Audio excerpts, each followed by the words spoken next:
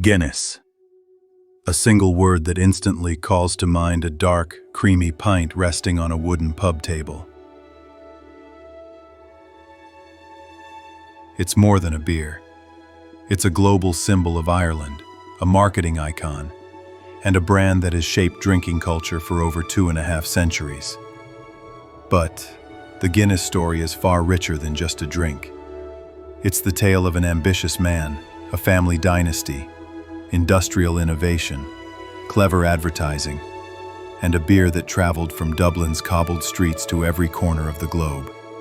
Today, we're diving deep into the history, culture, and legacy of Guinness, the drink that became a legend.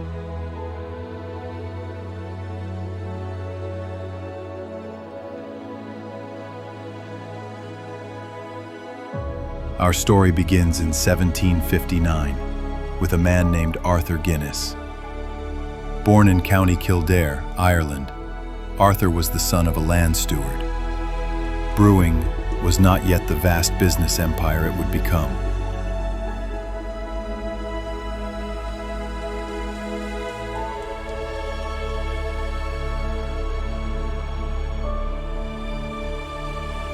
At the time, beer was a local trade, often made in small batches to serve nearby towns. But Arthur saw opportunity where others saw simplicity. That year, at just 34 years old, Arthur signed one of the most remarkable contracts in business history.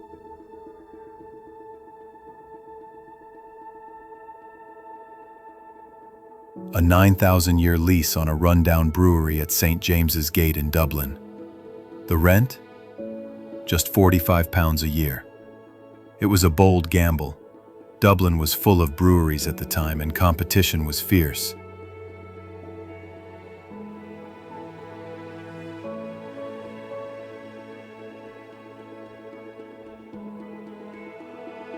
But Arthur believed in his vision. He wasn't just buying a brewery, he was building a future.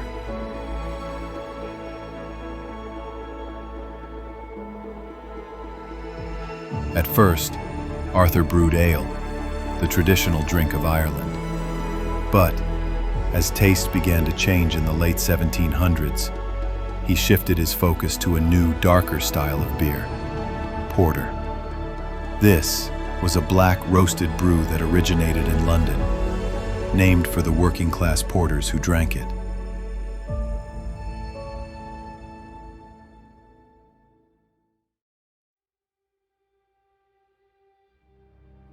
It was stronger, more flavorful, and it traveled well. That last part was crucial. Guinness wasn't going to be just another Dublin beer.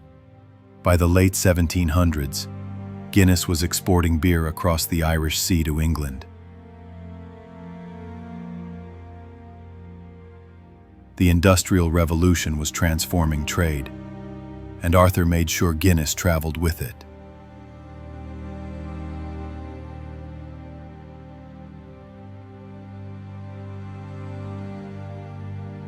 His dark porter quickly gained a reputation for consistency and quality.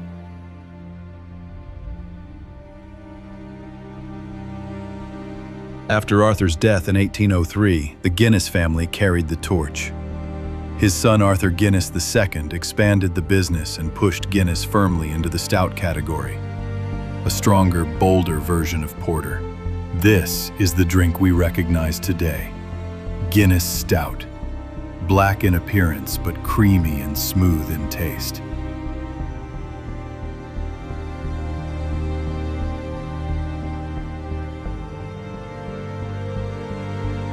As the 19th century progressed, Guinness became not just Ireland's beer, but one of the world's most recognizable brews.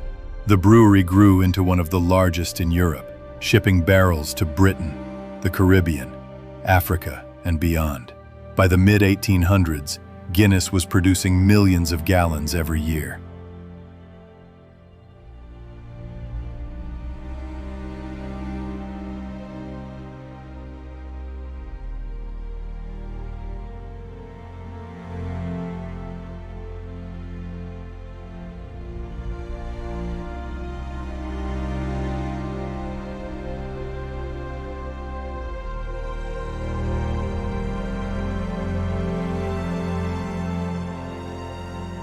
So, what makes Guinness so distinctive? The secret lies in both the ingredients and the process. Guinness is brewed with just 4 essentials: water, barley, hops, and yeast. But the magic comes from the roasting of the barley, which gives Guinness its deep, almost black color, and its signature flavor notes of coffee and chocolate.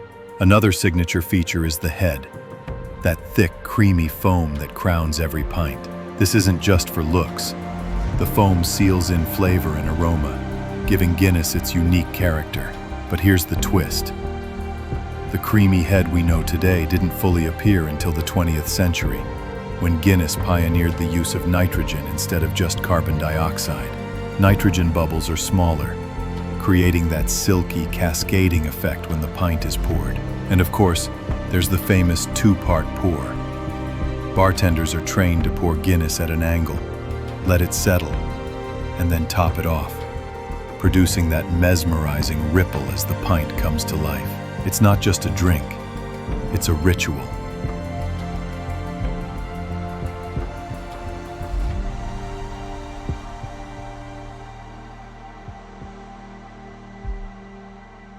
By the mid-19th century, Guinness wasn't just a beer. It was part of Ireland's story. The brewery at St. James's Gate became one of the largest employers in Dublin. Workers received not only wages, but benefits that were unheard of at the time: healthcare, pensions, and housing.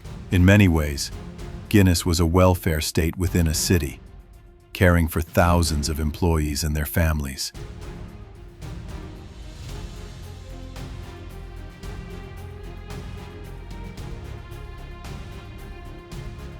The Guinness family itself played a major role in Irish society. They were philanthropists, funding hospitals, housing, and education projects across the country. Even during the Irish famine, Guinness offered support, though not without controversy.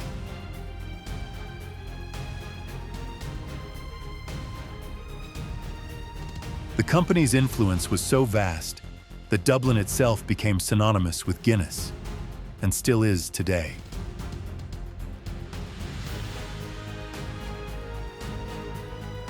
By the 20th century, Guinness had conquered Ireland and Britain, but the brand's ambitions stretched far beyond. Exports to Africa, Asia, and the Americas exploded. Guinness became especially popular in places like Nigeria and Jamaica, where local breweries began producing Guinness under license. Today, Nigeria is one of Guinness's biggest markets, with a stronger version of the stout tailored to local tastes. This global reach is part of what made Guinness unique. Unlike many beers that stayed regional, Guinness adapted, setting up breweries abroad and allowing its recipe to evolve slightly for different markets. Yet no matter where it's brewed, Guinness maintains its iconic identity.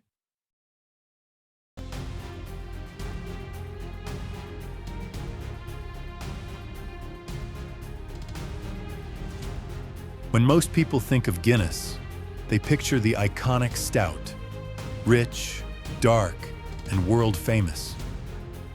But beyond the brewery, Guinness Nigeria has been brewing something even more powerful: opportunity. For decades, Guinness Nigeria has invested in education and community development across the country.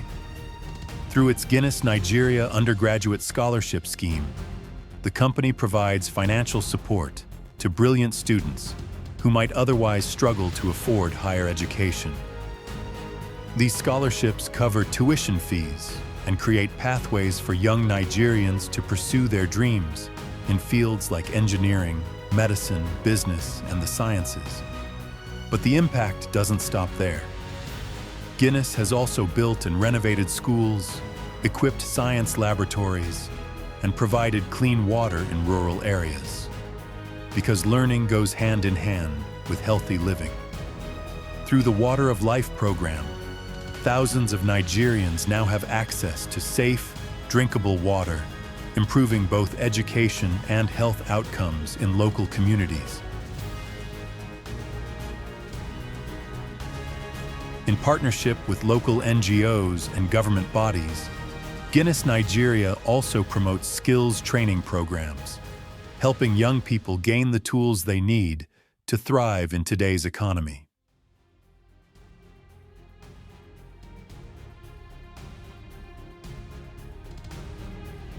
The goal is simple: to empower the next generation.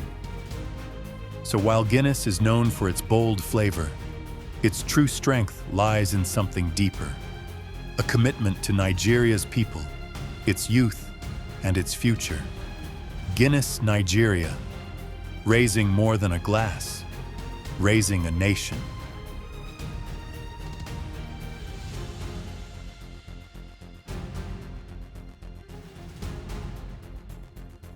If Guinness is famous for its taste, it's equally famous for its advertising. Starting in the 20th century, Guinness launched some of the most iconic ad campaigns in history. There's always an alternative. This is a rule. To prove it, here's alternative breakdancing. Here's the alternative zebra crossing. Here's the alternative portable hi-fi. And here is the exception. In the 1920s, Guinness adopted the slogan, "Guinness is good for you." This came from the belief that stout had health benefits. Doctors even recommended it to pregnant women at the time. While the slogan isn't used today, it cemented Guinness as not just a beer, but a positive force.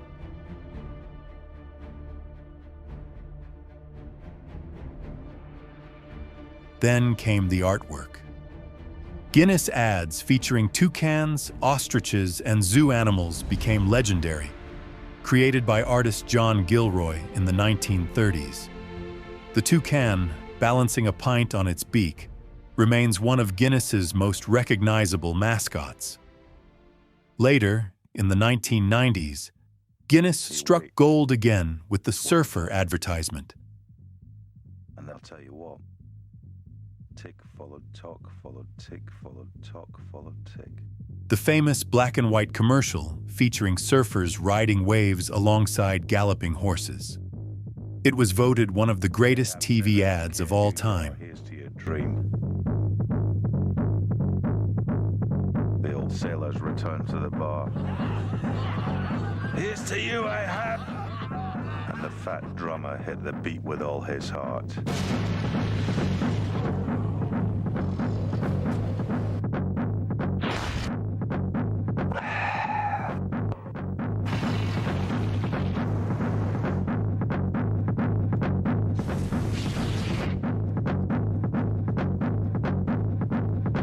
When you think of Guinness ads, you might imagine deep voices, dramatic waves, or powerful imagery.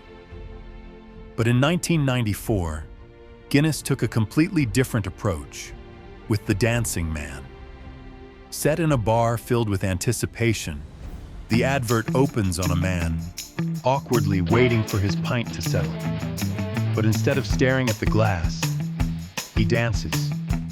Not gracefully, not perfectly, but joyfully, freely, almost ridiculously.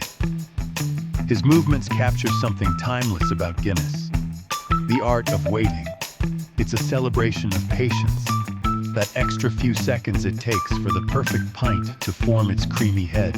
And as the man dances, the people around him watch, smile, and eventually join in, turning the wait into a moment of connection. The ad became iconic because it flipped the script. It wasn't about status or sophistication. It was about personality, about joy, and about owning the moment. Guinness didn't just sell a drink. They sold a feeling that life's best things are worth waiting for.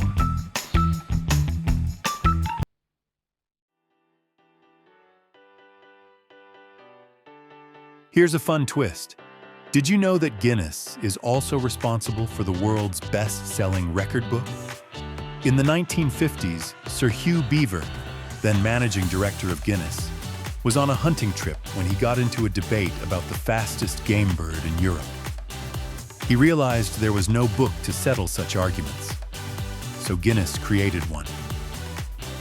The first Guinness Book of Records was published in 1955, intended as a marketing giveaway to pubs.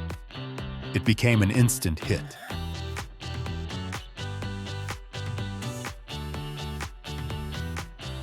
And today, Guinness World Records is a global phenomenon, entirely separate from the beer itself, but forever linked to the Guinness name.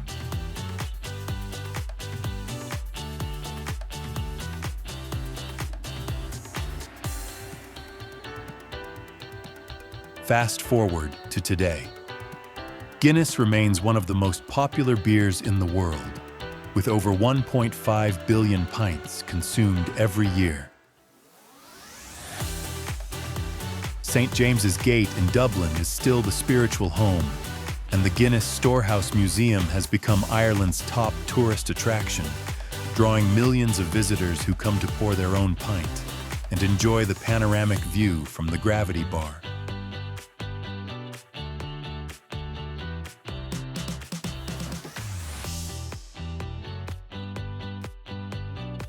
The brand has also expanded its lineup, from Guinness Draft to Extra Stout, Foreign Extra Stout, and even experimental brews like Guinness Nitro Cold Brew Coffee.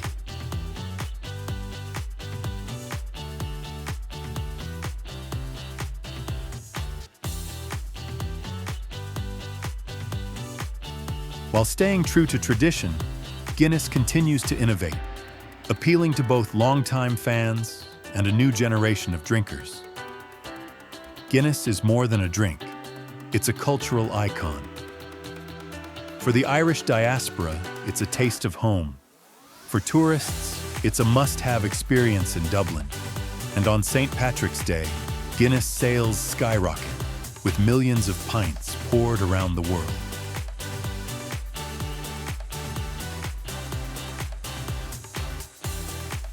It has appeared in films, literature, and music, becoming shorthand for Irish identity and celebration.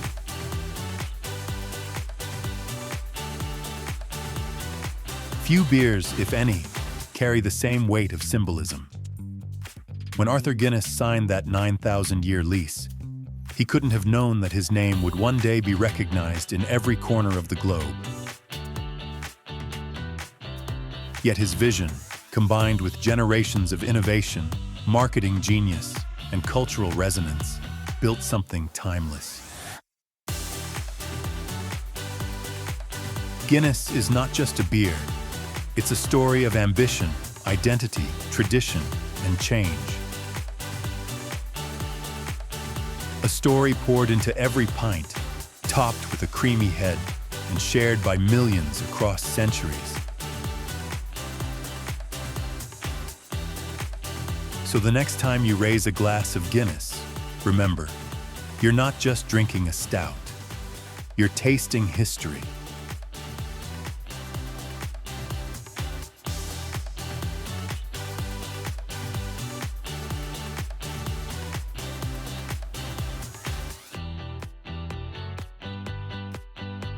And that's the story of Guinness, from a tiny brewery in Dublin to a global icon.